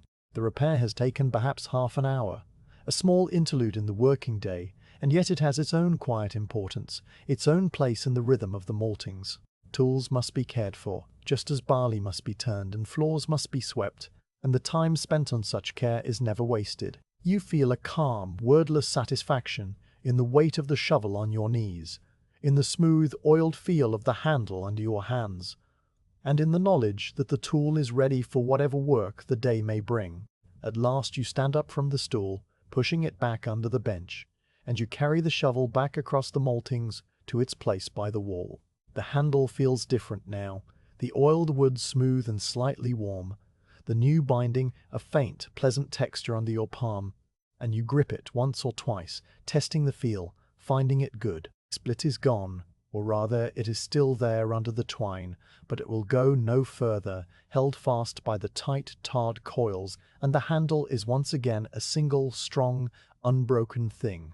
ready for the turning of the second bed and all the turnings of the days to come. You step onto the melting floor, the shovel in your hand, and you walk toward the second bed, where the barley waits with its shorter shoots and plumper grains, and the rain, which has been silent for a while, begins again outside, a soft, steady patter on the roof that will accompany you through the afternoon. The afternoon of the second day after the rain brings a change in the weather, a slow, gradual lightening of the sky that begins around midday and continues, almost imperceptibly, through the early afternoon hours. The clouds, which have been a uniform grey blanket since before dawn, begin to thin and separate, showing here and there a patch of paler, brighter white that is not yet blue, but promises blue to come, and the light through the maltings windows strengthens by slow degrees, the dim greenish twilight of the rainy morning giving way to a clearer, silverier glow that picks out the grain of the roof beams and the fine dust on the stone floor. You are working on the first bed, the turning well underway, when the first cart passes, and you hear it long before you see it. The sound begins as a distant, low rumble, barely distinguishable from the other sounds of the town, a murmur that rises and falls with no discernible pattern. Gradually it grows louder and more distinct, resolving into the familiar grind of iron-rimmed wheels on wet cobblestones, a heavy rolling crunch that echoes between the brick walls of the lane. You do not stop your work or even look up. The sound is as much a part of the afternoon as the light and the barley, and it asks nothing of you. But as the cart draws nearer, the sound fills the maltings, bouncing off the high roof and the stone walls, and it becomes a presence in the room, a low, grinding music that undercuts the soft shush of the turning grain. The cart appears in the open doorway, a dark, moving shape that passes across the rectangle of grey light, and you glance up from the barley for a moment, your hands continuing their steady rhythm without pause. It is a brewer's dray, a heavy, flat-bedded cart, loaded with sacks of finished malt, the Hessian, bulging and straining, each sack tied at the neck with a length of coarse twine. The cart is drawn by a single dray horse, a tall, broad-chested animal with a dark brown coat and a mane that has been plaited into neat, tight braids along its neck. The horse walks with a slow, ponderous dignity, its great feathered hooves lifting and falling in a steady, unhurried rhythm that matches the pace of the carter who walks beside it. A quiet figure in a canvas smock who holds the reins loosely in one hand and does not hurry. The carter turns his head as he passes the malting's door, and you exchange a brief nod, a silent greeting that lasts no more than a second. And then the cart moves on, the sound of its wheels slowly diminishing as it continues down the lane toward the railway station. You return your gaze to the Barley, the shovel still moving in its arc, and the sound of the cart fades into the distance, blending with the cooing of the pigeons and the soft tick of the timbers until it is no longer there. The bed before you is half turned, the ridges standing in neat dark rows behind you, and you continue the work with the same steady pace. The interruption having been no interruption at all. The passing of the cart has left a faint smell in the air, a dry, grainy scent of Hessian and finished malt that drifts through the open door and mingles with the sweet, bready smell of the germinating barley. And then that too fades, and the maltings returns to its quiet, unchanging stillness. The carts pass at irregular intervals through the afternoon, a slow, intermittent procession that marks the rhythm of the brewery's trade. After the first cart has gone, there is a long silence, perhaps half an hour, during which you finish the first bed and begin the second. The heavier, moister grain lifting and falling with that familiar, doughy resistance. Then the second cart comes, its sound rising from the direction of the brewery rather than the station, and this one is loaded with barrels, great oaken casks bound with iron hoops, their wood dark with age and moisture. The barrels are stacked in 2 tiers on the cart bed, each one wedged into place with wooden chocks, and they shift slightly as the cart bumps over the uneven cobbles, a low, hollow thudding that accompanies the grind of the wheels. The horse that draws this cart is a grey, lighter in build than the first, its coat pale against the dark brick of the lane, and its mane has been left unplaited, falling in a thick silver curtain along its neck. The carter calls out a low word to the horse, not a command, but a gentle encouragement, and the horse flicks one ear backward in response, and then they are past the doorway and gone. The sound of the barrels fading into the distance. You work on, the shovel moving in its steady cycle, and you do not watch the carts or wait for them, but they are part of the day, part of the fabric of the afternoon. And you are aware of them in the same way you are aware of the light changing or the air cooling. The open doorway through which they pass is a rectangle of pale grey light that frames the cobbled lane and the brick wall opposite, and between the passing of the carts the lane is empty, the wall damp and dark from the rain, a few sparrows flitting down from the eaves to peck at invisible things among the stones. The sky above the wall is breaking up slowly, the clouds thinning to reveal patches of a pale, washed blue that is the first blue you have seen in 2 days, and the light that falls through the doorway is brighter now, casting a soft, slanting rectangle on the stone floor just inside the maltings. The third cart that passes is smaller than the first two, a 2-wheeled trolley rather than a dray, pushed by a young man rather than drawn by a horse. The trolley carries a single large barrel, bound with bright new iron, and the young man leans into the push with his shoulders, his boots slipping slightly on the wet cobbles, and he does not look into the maltings as he passes, but keeps his eyes fixed on the lane ahead, his breath coming in short, visible puffs. The wheels of the trolley squeak, a high, thin sound that cuts through the low rumble of the previous carts, and the squeak rises and falls with each turn of the axle, a rhythmic, almost musical note that lingers in the air for a few seconds after the young man has disappeared from view. After the third cart, the lane is quiet for a longer stretch, and you work through the middle of the second bed, with the afternoon light growing steadily brighter around you. The turning is nearly done, the ridges standing high and loose, and the warmth that rises from the freshly turned grain is met now by a faint, cool breeze that comes through the open door, a breeze that smells of the river and the wet fields beyond the town. It stirs the dust motes in the air, sending them into slow, spiraling eddies, and it carries away some of the moist heat from the barley, so that the temperature of the bed drops a little more quickly than it did on the rainy day. You note this, without thought, adjusting the pace of your turning so that the grain spends less time exposed to the drying air and the shovel continues its arc, the barley lifting and falling, lifting and falling. The fourth and final cart of the afternoon passes as you are finishing the edges of the second bed, the rake in your hand and the broom nearby. This cart is drawn by 2 horses, a matched pair of chestnuts with polished brass harness fittings that glint dully in the grey light, and it carries a mixed load. Sacks of malt on the bottom tier and barrels of beer on the top. A full, heavy load that makes the cart groan and creak as it rolls over the cobbles. The carter sits on a high seat at the front, rather than walking beside, and he holds the reins with the ease of long practice, his eyes looking straight ahead down the lane toward the station. The horses snort, their breath pluming white in the cool air, and the iron shoes on their hooves strike occasional sparks from the stones, tiny, brief flashes of orange that are gone almost before they appear. The whole equipage passes the doorway in a slow, majestic procession, the wheels grinding, the harness jingling, the wood creaking, and then it is gone, the sounds fading by slow degrees until the maltings is quiet again. You stand by the door for a moment after the last cart has passed,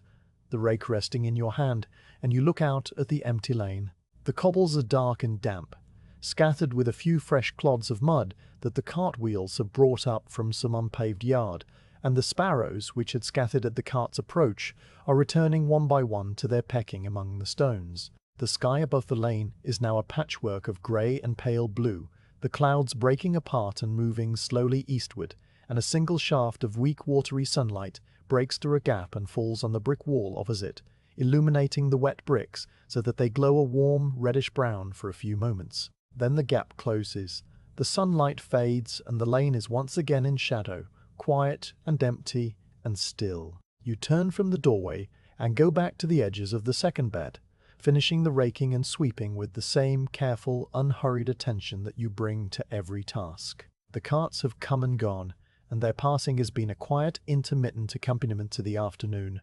a reminder of the world outside the maltings and the larger work of the brewery, of which your labour is only one small part. The malt you turn today will one day be loaded onto carts like those and carried to the station, from where it will travel to breweries in other towns, and the beer that those breweries make will travel farther still. But all of that is far away and has nothing to do with you. Your work is here, on this stone floor, with this wooden shovel, with these 2 long beds of germinating barley that need turning and raking and watching. And as the afternoon wears on toward evening and the light begins once more to soften and dim, you finish the last of the edge work and put the tools away, the malting settling into its evening quiet around you, while the cobbled lane outside remains empty and still, waiting for the carts of another day. The day arrives, as it always does, when the barley on the long stone floor has reached exactly the right stage of growth and is ready to leave the maltings for the kiln. You know this day not by any mark on a calendar, but by the look and feel of the grain itself,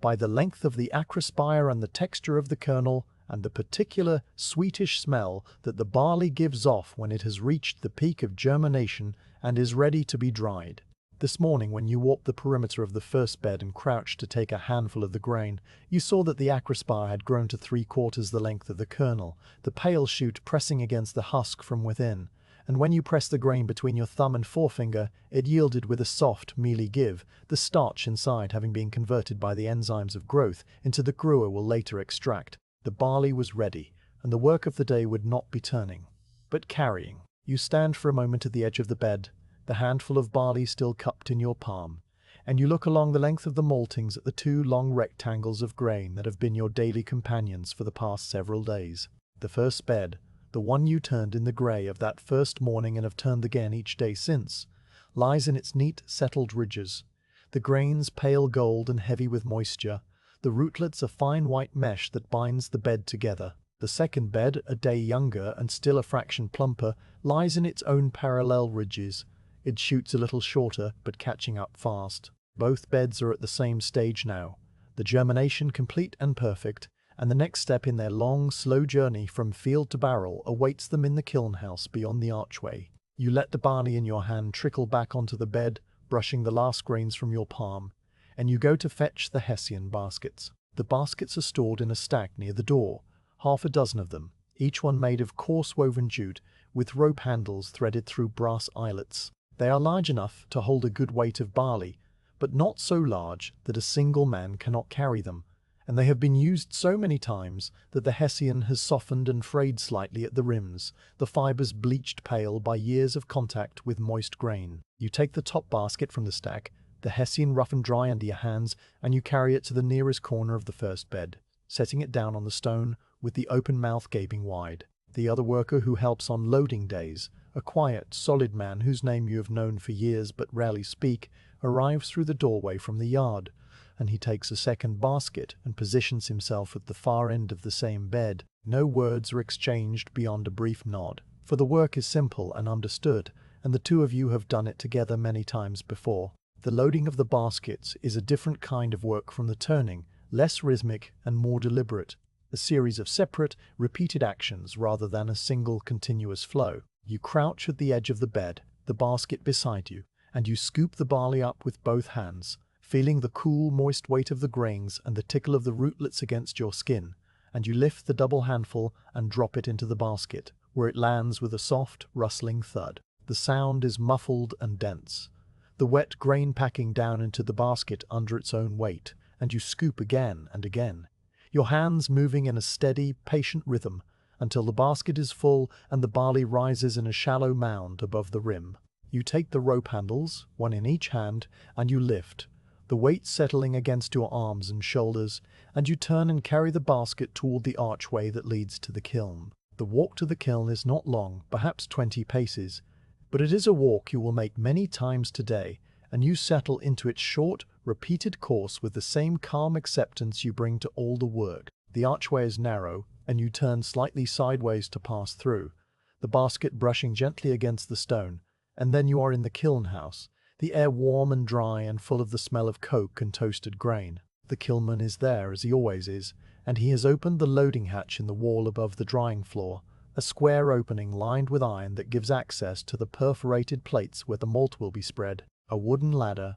worn smooth by years of climbing, leads up to the hatch, and you climb it carefully, one hand holding the rope handle of the basket and the other gripping the ladder rung, the Hessian bumping softly against your leg with each step. At the top of the ladder, you tip the basket forward and pour the barley through the hatch, the grain spilling out in a pale golden-brown stream that rustles and patters as it falls onto the drying floor below. The sound is a soft, granular cascade, like a very small waterfall of grain, and the barley spreads out across the perforated iron plates in a loose, even layer, the first contribution to the batch that will dry here for the next day and night. You shake the basket gently to dislodge the last few grains that cling to the Hessian, and then you climb back down the ladder, the empty basket light in your hand, and you walk back through the archway to the maltings to begin the cycle again. The morning passes in this way, a slow, steady procession of baskets from the maltings floor to the kiln hatch. You and the other worker move in a quiet, alternating rhythm,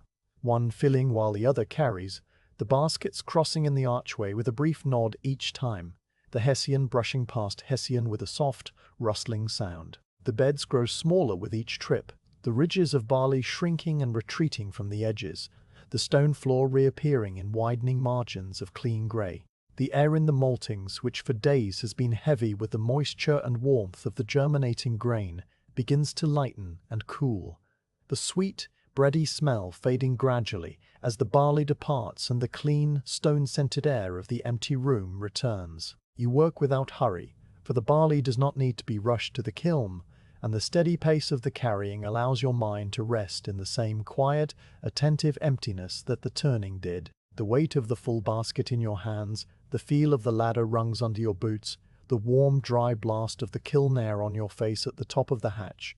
These sensations repeat and repeat, and they become a rhythm of their own, a slower, more punctuated rhythm than the turning, but a rhythm nonetheless. The kilnman tends his furnace, the coke glowing orange behind the grate, and the drying floor above grows steadily fuller, the barley spreading in a thick, even layer that will soon receive its first gentle heat. The maltings, meanwhile, grows emptier and quieter, the two long beds shrinking to one, then to half, then to mere patches of grain at the centres where the last few baskets wait. By the early afternoon, the first bed is entirely gone, its stone base bare and clean, and the second bed has been reduced to a small pale rectangle in the middle of the floor. The other worker, his portion of the task complete, nods a final greeting and departs through the yard door toward his next job, and you are left alone to finish the last of the carrying. You fill the final baskets with the barley that remains, scooping the grey nut from the stone with both hands, the last few handfuls requiring you to bend low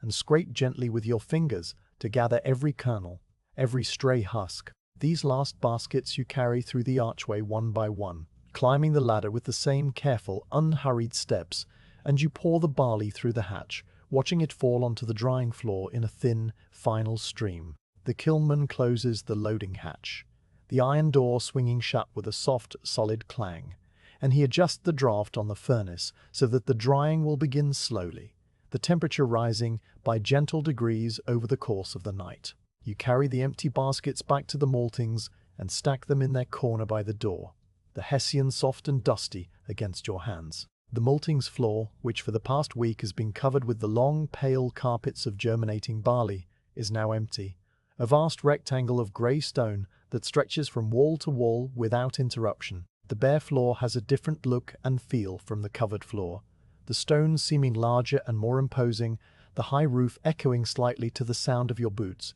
and the light from the windows falls in broad, unbroken sheets that wash the whole room in a clean, silvery glow. The air is cool and fresh now, the grain scent almost gone, and the only traces of the barley that was here are the fine, floury dust that powders the stone and the stray husks and broken rootlets that lie scattered in the margins where the edges of the beds once stood. This is the moment for the final sweeping, the last task of the malting cycle before the new barley arrives, and you go to the corner and take up the wide, soft broom that leans beside the rake. The bristles, made of long, pale birch twigs, have been worn to a gentle taper by use, and they make a soft whisking sound as you carry the broom to the far end of the maltings, where the floor meets the kiln wall. You position yourself at the corner, the broom held loosely in both hands, and you begin to sweep. The sweeping of the empty floor is a long, slow task, but it is also a deeply peaceful one, the broom moving in wide, steady arcs over the smooth stone,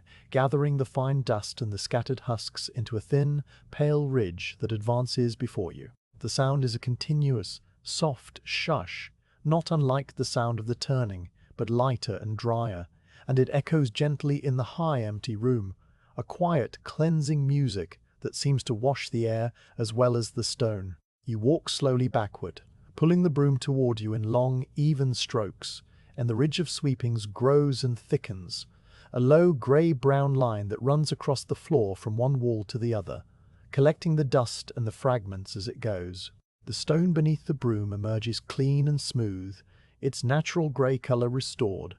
and you can see the subtle variations in the surface,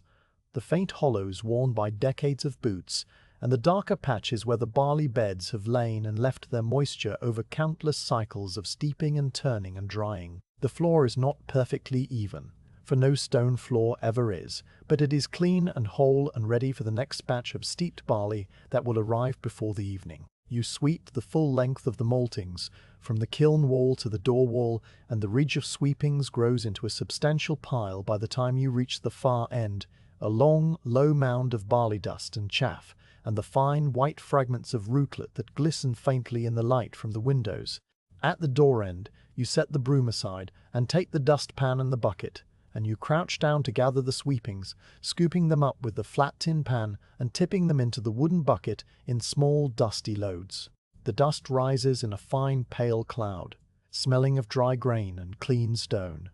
and you work carefully to capture every last speck, tipping the bucket and sweeping the final traces with a small hand brush until the floor is completely clean. The bucket, when you are finished, is nearly full, and you carry it out the door and empty it onto the compost heap in the yard,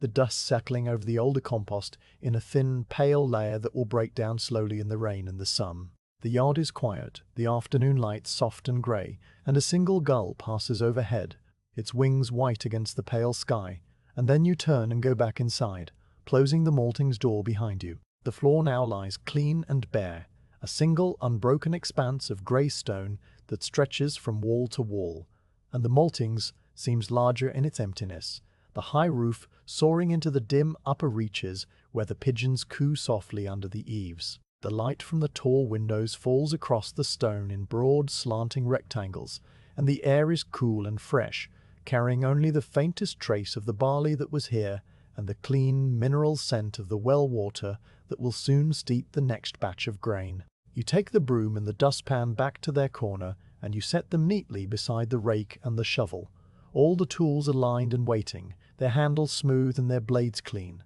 The stack of Hessian baskets stands by the door, and the water jug is full on its shelf, and the coat peg is empty, your coat already on your arm. You walk to the door and pause for a moment, looking back into the long quiet hall that has held your labor and your attention through the whole of this cycle. The maltings is at rest, the floor clean and ready, the tools put away, and the new barley will arrive within the hour in sacks on a brewer's cart, to be emptied into the steep tank and soaked in the cold, clean water of the well, beginning the cycle anew. Tomorrow you will return, and the day after that, and the work will continue as it has always continued. The barley steeping and germinating and turning and drying, the seasons passing, the river flowing, the carts rolling by, on the cobbled lane outside. You stand in the doorway, the cool air of the late afternoon on your face, and you feel the quiet, steady satisfaction of work completed, of a floor swept clean and a batch of barley safely delivered to the kiln, of tools cared for, and a building left in order. You wash your hands in the bucket of cold water that stands on the stone ledge by the door, the water darkening slightly with the fine-grained dust that rinses from your skin, and you dry them on the rag that hangs beside the water jug, feeling the cool, clean fabric against your fingers. Then you put on your coat, the wool heavy and familiar, and you step out into the mild air of the late afternoon, closing the maltings door behind you for the last time that day. The cobbled lane is quiet, the sky a pale soft grey, with thin streaks of white cloud, and the river in the distance is a low, continuous murmur. You turn toward home, your boots making the same soft scuff on the wet stones that they have made at the end of every working day, and you know that tomorrow the same walk will bring you back to the same door, to the same stone floor and the same wooden shovel, to the same calm, quiet, eternal work that asks nothing more of you than to be steady and patient and present. The maltings waits behind you, clean and empty and still, and the new barley is already on its way.